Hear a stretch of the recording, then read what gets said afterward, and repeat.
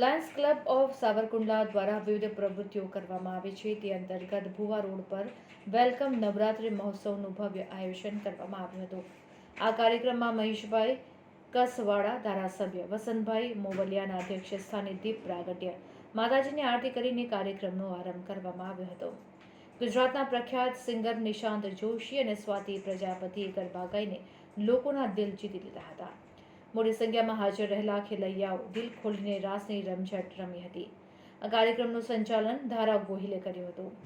ઉપસ્થિત ખેલૈયાઓમાંથી નિર્ણાયક દ્વારા નંબરો આપી સિલેક્શન કરવામાં આવ્યા અને વિજેતા ખેલાડીઓને ઇનામો આપી પ્રોત્સાહિત કરવામાં આવ્યા હતા.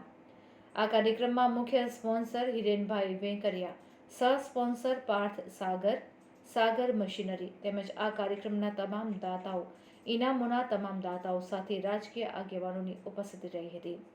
વેલકમ નવરાત્રિના project chairman lion Rupesh Venkariya, lion Jeel Patel દ્વારા ખૂબ જહેમત ઉઠાવવામાં આવી હતી.